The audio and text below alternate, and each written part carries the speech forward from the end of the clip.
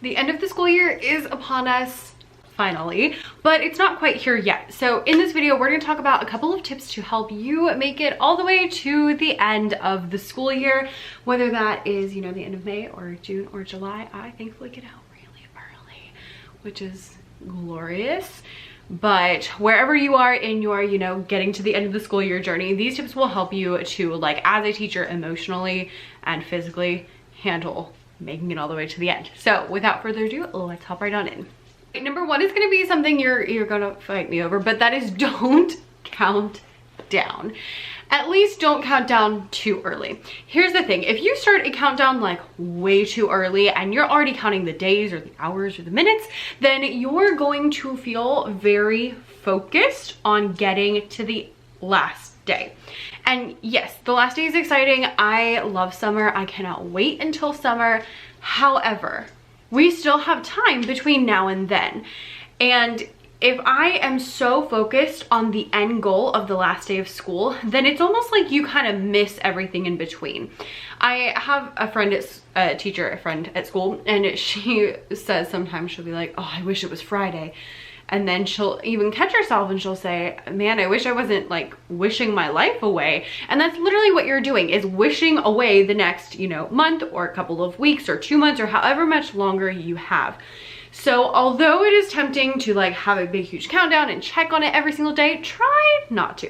Now, that doesn't mean you can't know how many days are left in school. It doesn't mean that like you absolutely cannot have it, but just either don't focus on it a lot or don't count down too early.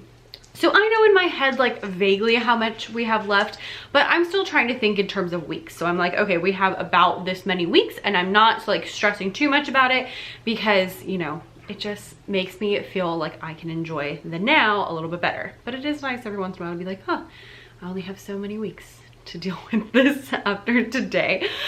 So don't count down, or at least don't count down too early. It'll make you very focused on the end goal, and then you won't get to enjoy all the fun things that come between now and then.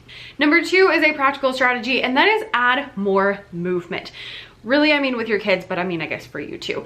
Now, as it gets to springtime and the kids start getting crazy and we have testing season and spring comes rain, all of these things mean that kids tend to be bonkers at the end of the school year, and they just have so much energy. Get some of that energy out with movement. Now, I'm an elementary music teacher, so that's of course easy for me to say, but if you are an elementary music teacher, then add lots of movement to your classes. This is the time of year that we're using the parachutes, we're using the scarves, we're doing the like really big fun dances and all of those things to make sure that we are getting all the way to the end. If you're a classroom teacher, put on Go Noodle, put on, oh my gosh, third graders love the like run activities.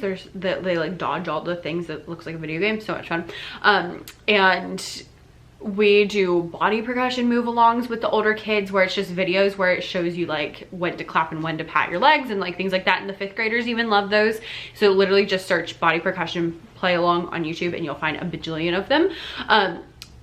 Just do things that incorporate movement so that your kids aren't sitting all day, because they are bonkers, and you can either embrace it or you can, you know, try to spend all day fussing at them. And frankly, I would rather embrace it.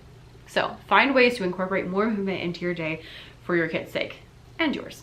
Number three is a tall order, and that is make lessons fun, but also easy. So what I mean by this is the time of year that I'm looking for activities that are fun and the kids enjoy them, but they're not a lot of work on my end, either because I've done them a million times or it's something I can prep and then I don't really have to do. So for example, today we were doing centers in fifth grade, and so I had half my fifth graders playing the ukulele. They had to like pick the chord they were gonna play, and they picked some rhythm cards and they made their own songs. The other half was playing my absolute favorite game ever, Kaboom, which is where you sit in a circle, you pull out a card, you read the rhythm on the card, or solfege, or vocabulary word, or whatever. If you get it right, you keep it. If you get it wrong, you put it back in the cup. Then the next person goes, next person goes, next person goes. If you get a Kaboom, then you put all of your cards up. These are great, like, easy activities that you can do at the end of the year that don't take a lot of pressure on you. Like, I was mostly just like walking around making sure everyone was holding the ukulele right, honestly, but they're also really fun. Now, another way to do this is Google Slides. Google Slides are like my absolute favorite thing because you can like prep them and then you can leave them and you can add videos. You can add movement videos to your Google Slides. So I love to do like virtual field trips and things like that, where it's all in one Google Slides file. Maybe I make it, maybe I buy it, but that way I don't have to like think a lot during class. Does that make sense? Even if I still have to do all the things, if it's just in a slide deck, it feels easier. That's really great. So like I'm thinking of my Nutcracker virtual field trip was like a lifesaver in December, because all I had to do was slap it up on the screen and press play, and that was the end, and it was glorious. And I really should have thought to make something like that for the summer, but I didn't, so there we are.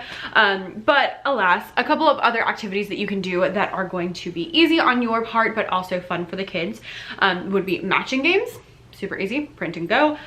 Group work, they love group work. Sometimes I'm just like, get in a group and make up a song.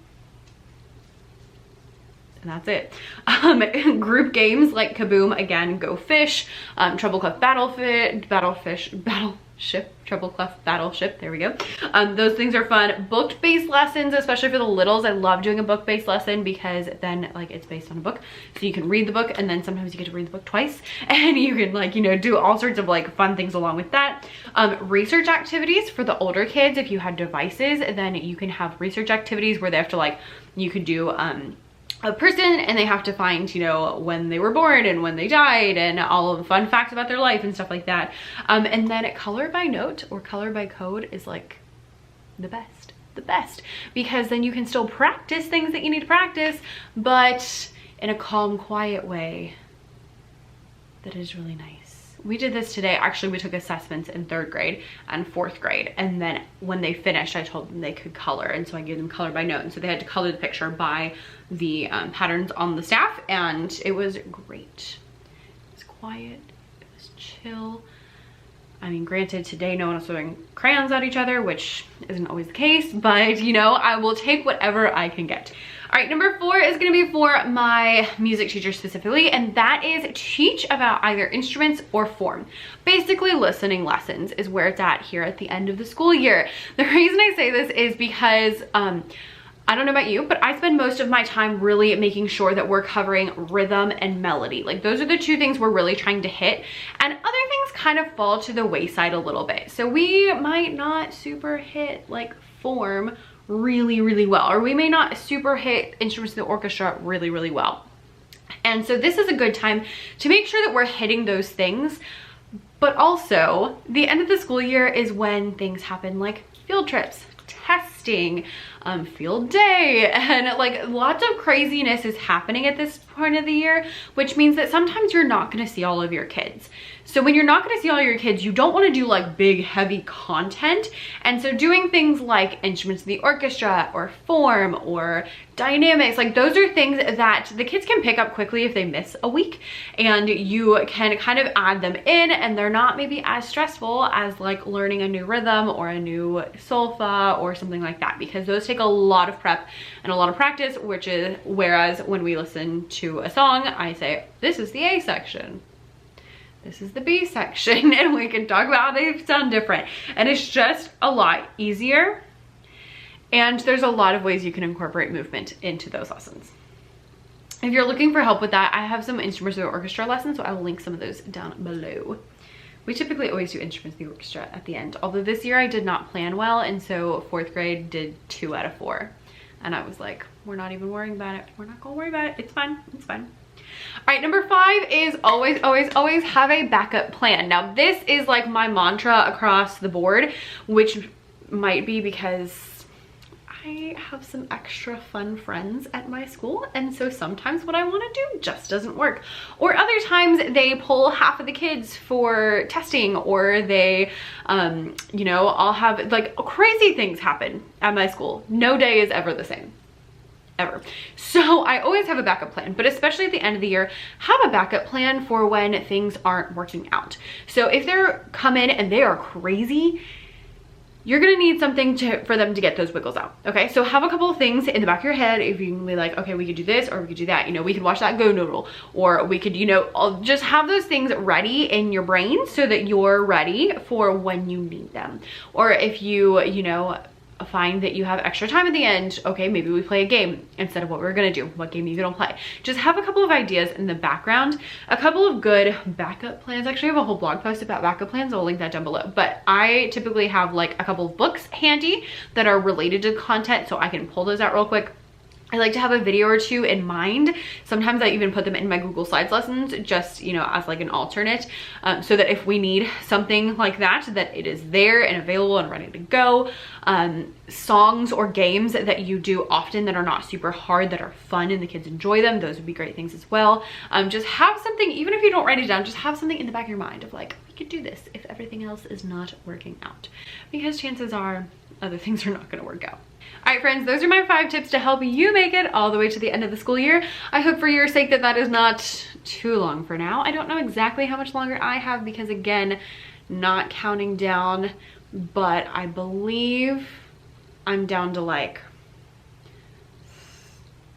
the rest of this week and then 3 full weeks. And then the last week, the kids come for like 2 days, so I'm assuming that like none of them are gonna come. We shall see. But I'm more concerned about when I get to stay home and sleep in. So that's like 4 more weeks. So almost there. Hopefully you are that close or closer. I know a lot of you go till June, and if that's you, I'm sorry. And also I go back in July, so I really don't feel bad for you. Anyway, thank you guys so much for watching, and I would love to know when your school gets out, so leave that down below in the comments, along with any suggestions that you have to help us out. Thanks so much for watching. Bye.